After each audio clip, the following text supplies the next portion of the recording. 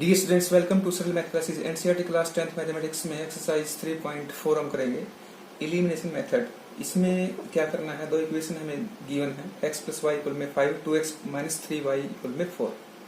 तो elimination method में हमें क्या करना है, किसी भी एक वेरिएबल का हम कोफिशिएंट जो है वो इक्वल कर लेते हैं। जैसे इसमें x का कोफिशिएंट 1 है, इसमें 2 है, तो इसको 2 से मल्टीप्लाई कर लेते हैं। इक्वेशन नंबर 1 मल्टीप्लाई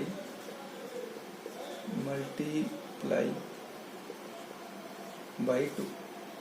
तो 2 से मल्टीप्लाई करेंगे तो क्या होगा, 2x प्लस 2y इक्वल में 10। ये इक्वेशन नंबर 3 हो गई। अगर इसको इक्वेशन नंबर 3 मानते हैं, इक्वेशन नंबर 2 जो इक्वेशन नंबर 2 हमारे पास क्या है, 2x माइनस 3y इक्वल में 4। ये इक्वेशन नंबर 2 थी। इनको आपस में सब्ट्रैक्ट कर लेते हैं, ठीक, कैंसिल हो जाएंगे। तो हमारे पास आएगा 5y इक्वल में 6। तो y इक्वल में हमारे पास आ गया 6/5। ये तो y की वैल्यू आ गई। अगर ये y की वैल्यू हम किसी इक्वेशन में रिप्लेस करते हैं, सपोज फ्रॉम 1 से कर लेते हैं 1 में, तो ये क्या हुआ, x प्लस वाई इक्वल में 5 है। तो x प्लस 6/5 इक्वल में 5। तो x इक्वल में हमारे पास क्या आएगा, 5 माइनस 6/5। तो ये कितना आएगा, 25 माइनस 6/5। ये हमारे पास आएगा 19/5। ये आएगी x की वैल्यू। सेकंड पार्ट में इसमें कहता है 3x प्लस 4y इक्वल में 10, 2x माइनस 2y इक्वल में 2। तो इन दोनों में ये y का जो कोफिशिएंट है वो इक्वल हो सकता है। तो इक्वेशन नंबर 2 को हम 2 से मल्टीप्लाई कर लेते हैं। इक्वेशन नंबर 2 को मल्टीप्लाई बाई 2, तो हमारे पास क्या आ जाएगी, 4x माइनस 4y इक्वल में 4। तो ये इक्वेशन नंबर 3 मान लेते हैं। और इक्वेशन नंबर 1 क्या हमारे पास, 3x प्लस 4y इक्वल में 10। ये इक्वेशन नंबर 1 थी। इन दोनों को ऐड कर लेते हैं। ऐड करेंगे तो कैंसिल हो जाएगा। ये हमारे पास आएगा 7x इक्वल में 14 और x हमारे पास क्या आ जाएगा, 2। तो x की वैल्यू हमारे पास आ गई 2 हो गई इसमें। तो y की वैल्यू हमें निकालने के लिए क्या करना पड़ेगा, जो x की वैल्यू 2 है वो इक्वेशन नंबर हम 2 में रिप्लेस कर लेते हैं। तो फ्रॉम 2 ये हमारे पास क्या है, 2x माइनस 2y इक्वल में 2 और x की वैल्यू हमारे पास 2 है। तो ये कितना होगा, 4 माइनस 2y इक्वल में 2। ये उस तरफ लेके जाएंगे तो माइनस 2y इक्वल में 2 माइनस 4। तो माइनस 2y इक्वल में माइनस 2। तो ये माइनस कैंसिल हो जाएगा। तो दिस इंप्लाइज y इक्वल में क्या आ जाएगा, 1। तो ये y की वैल्यू आ जाएगी। तो ये है एलिमिनेशन मेथड। थर्ड पार्ट में इसमें कहता है 3x minus 5y minus 4 equal में 0, 9x इक्वल में 2y प्लस 7। तो इसी इन दोनों कंपैरिजन करेंगे तो इस इक्वेशन को हम इस तरह बना लेते हैं। तो ये हमारे पास और में करके क्या आ जाएगी, 9x माइनस 2y माइनस 7 और इक्वल में 0। तो इक्वेशन नंबर इसको 3 मान लेते हैं। और में कर लिया इसको। अब ये 9x है, ये 3x है, तो 1 और 3 में हम क्या करते हैं, इक्वेशन नंबर 1 को मल्टीप्लाई कर लेते हैं। मल्टीप्लाई कितने से करेंगे हम, इसको मल्टीप्लाई करेंगे 3 से। तो ये हमारे पास हो जाएगी 9x minus 15y minus 12 equal में 0। ये इक्वेशन नंबर 4 मान लेते हैं। तो 3 और 4 को सिंप्लीफाई कर करें हम, तो 9x minus 2y minus 7 equal में 0, माइनस करें इनको तो ये हमारे पास क्या आ जाएगा, ये तो कैंसिल हो जाएगा। ये हमारे पास आ जाएगा माइनस 13y और ये हो जाएगा माइनस 5 इक्वल में 0। तो माइनस 13y इक्वल में 5 और y इक्वल में माइनस 5/13। ये तो हमारी y की वैल्यू आ गई। अगर y की वैल्यू हम रिप्लेस करते हैं किसी भी इक्वेशन में, सपोज हम फ्रॉम 1 कर लेते हैं, तो इसमें क्या होगा, 3x minus 5y minus 4 equal में 0 3x माइनस 5, y की वैल्यू हमारे पास है -5/13 -4 इक्वल में 0। 3x ये प्लस में हो जाएगा 25/13 -4 इक्वल में 0। इसके अपॉन 1 करने, इनका एलसीएम लेके सिंप्लीफाई अगर करेंगे तो ये हमारे पास क्या हो जाएगा 25 - 52/13 इक्वल में 0। तो 3x ये माइनस आ जाएगा, 12 में से 5 गए 7, 4 में से 2 गए 2/13 इक्वल में 0। तो 3x इक्वल में 27/13। दिस इम्प्लाइज क्या हो जाएगा ये x इक्वल में 27/39। अगर 3 से कैंसिल करें तो ये हमारे पास कितना आ जाएगा 9/13। तो x की वैल्यू कितनी आएगी 9/13 आ जाएगी।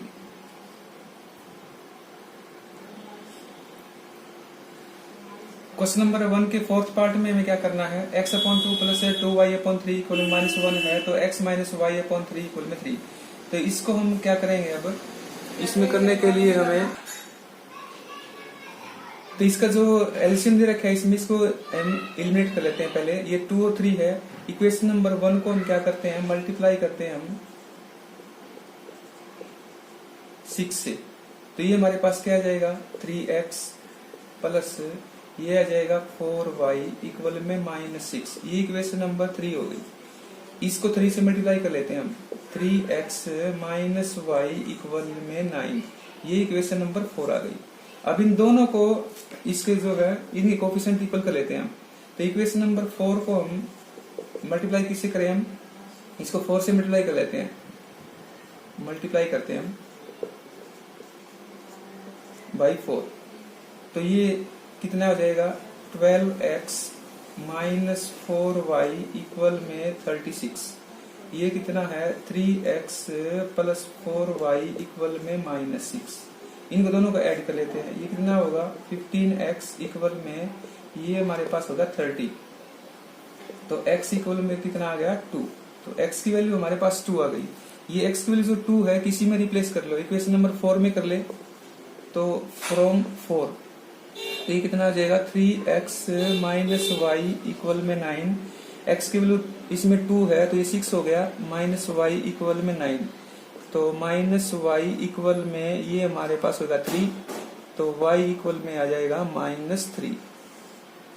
तो x की वैल्यू 2 और y की वैल्यू -3। क्वेश्चन नंबर 2 में इसमें कहता है यदि हम अंश में 1 जोड़ दें और हर में 1 घटा दें तो भिन्न कहता है 1 में बदल जाती है। यदि हर में 1 जोड़ दें तो यह 1/2 जाती है। भिन्न ज्ञात करनी है तो हमें अंश मानना पड़ेगा। इसका अंश x मान लेते हैं और हर एक में y मान लेते हैं। तो भिन्न हमारे पास क्या होनी चाहिए x बटा में y। अब ये कहता है अंश में 1 जोड़ दें तो x प्लस 1 हो जाएगा और हर में क्या करता है, इसमें हर में 1 घटाना है तो y माइनस 1। तो भिन्न क्या होती है 1। दिस इंप्लाइज क्या हो जाएगी है x प्लस 1 इक्वल में इसकी गुणा यहाँ हो जाएगी तो y माइनस 1। तो x plus 1 minus y plus 1 बराबर 0 और x माइनस y प्लस 2 बराबर 0। ये इक्वेशन नंबर 1 हो गई। अब दूसरी स्थिति में इसमें कहता है ये हर में 1 जोड़ना है, अंश वही रहेगा तो x बटा में और y प्लस 1 क्योंकि उसमें जोड़ना है हर में तो 1/2 होती है। इसी क्रॉस मल्टीप्लाई अगर हम करें तो हमारे पास ये क्या हो जाएगा 2x इक्वल में y प्लस 1। तो 2x minus y minus 1 equal में 0। तो इक्वेशन नंबर 2 हो गई। 1 और 2 को हम सिंप्लीफाई करें तो माइनस कर लें दूसरी समीकरण को। हमारे पास ये है x माइनस y प्लस 2 बराबर 0। इक्वेशन नंबर 1 जो थी हमारी ये, इन दोनों को सिंप्लीफाई करते हैं तो ये माइनस हो जाएगा और ये हमारे पास प्लस, ये माइनस तो ये तो कट ही जाएगा। तो ये हमारे पास कितना आएगा x माइनस 3 इक्वल में 0। तो x की वैल्यू हमारे पास क्या आएगी 3 आ गई। अब y की वैल्यू निकालनी है तो x की वैल्यू हम रिप्लेस 1 में कर लेते हैं तो फ्रॉम 1 इसमें क्या होगा x minus y plus 2 equal में 0। x की वैल्यू हमारे पास कितनी आई 3 आई है, माइनस वाई प्लस 2 इक्वल में 0 तो माइनस वाई प्लस 5 इक्वल में 0, माइनस वाई इक्वल में -5, ये माइनस कैंसिल कर लेंगे तो y की वैल्यू क्या आएगी 5। तो भिन्न हमारे पास क्या थी, जो फ्रैक्शन होगी वो क्या होगी, x बटा y थी। तो x की वैल्यू हमारे पास कितनी है 3 और y की वैल्यू कितनी है 5। तो 3 बटा 5 हमारे पास इसमें भिन्न आ जाएगी इसकी। इसका सेकंड पार्ट करते हैं। सेकंड पार्ट में इसमें कहता है 5 वर्ष पूर्व नूरी की आयु सोनू की आयु की 3 गुनी थी। 10 वर्ष पश्चात नूरी की आयु सोनू की आयु की 2 गुनी हो जाएगी। नूरी और सोनू की आयु याद करनी है। तो नूरी की आयु हम मान लेते हैं, नूरी की आयु वो होगी x वर्ष और सोनू की आयु हम मान लेते हैं y वर्ष। और 5 वर्ष पूर्व दोनों की आयु निकाल लेते हैं। 5 वर्ष पूर्व नूरी की आयु, नूरी की आयु क्या होगी, अगर पूर्व है तो x माइनस 5 होगी। और 5 वर्ष पूर्व सोनू की आयु क्या होगी, तो उसकी y माइनस 5 हो जाएगी। अब 5 वर्ष पूर्व दोनों की आयु हमने निकाल ली। अब कहता है 5 वर्ष पूर्व नूरी, नूरी कहती है यानी x माइनस 5 कहती है y माइनस 5 को, इस y माइनस 5 को उसकी 3 गुनी थी तो 3 गुणा में कर देंगे। तो ये हमारे पास क्या हो जाएगा 3y माइनस 15। तो x minus 5 minus 3y plus 15 बराबर में 0, x माइनस 3y प्लस 10 बराबर में 0। इक्वेशन नंबर 1 हो गई। अब आगे कहता है 10 वर्ष पश्चात दोनों की आयु निकाल लेते हैं। पहले हम 10 वर्ष पश्चात नूरी की आयु क्या होगी,